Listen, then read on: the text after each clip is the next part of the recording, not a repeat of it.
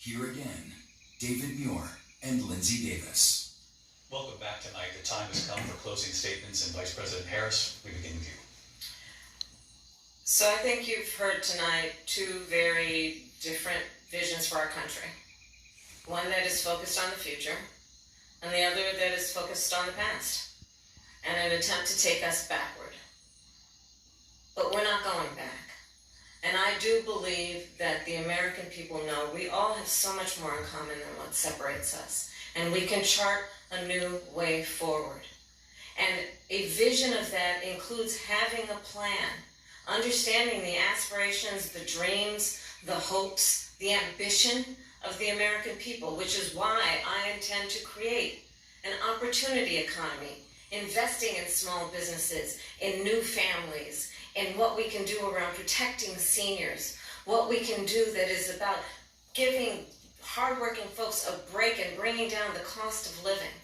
I believe in what we can do together that is about sustaining America's standing in the world and ensuring that we have the respect that we so rightly deserve, including respecting our military and ensuring we have the most lethal fighting force in the world.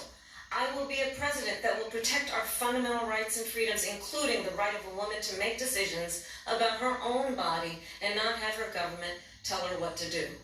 I'll tell you, I started my career as a prosecutor. I was a DA, I was an attorney general, a United States senator, and now vice president. I've only had one client, the people. And I'll tell you, as a prosecutor, I never asked a victim or a witness, are you a Republican or a Democrat? The only thing I ever asked them, are you okay? And that's the kind of president we need right now. Someone who cares about you and is not putting themselves first.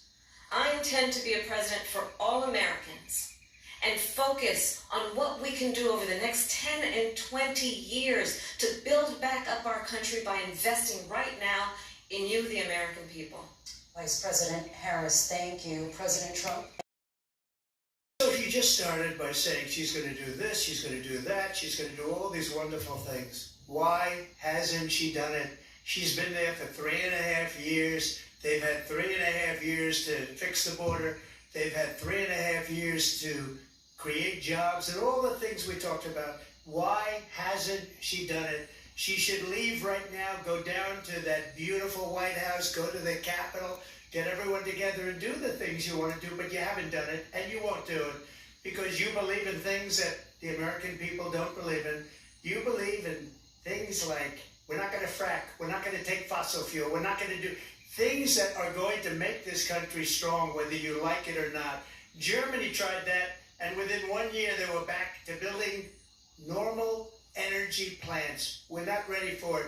We can't sacrifice our country for the sake of bad vision. But I just ask one simple question.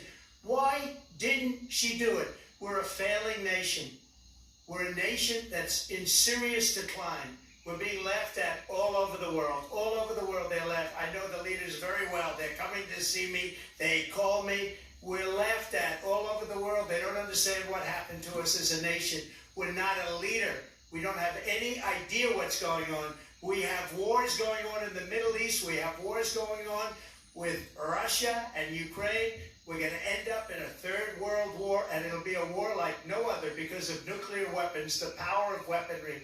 I rebuilt our entire military. She gave a lot of it away to the Taliban. She gave it to Afghanistan.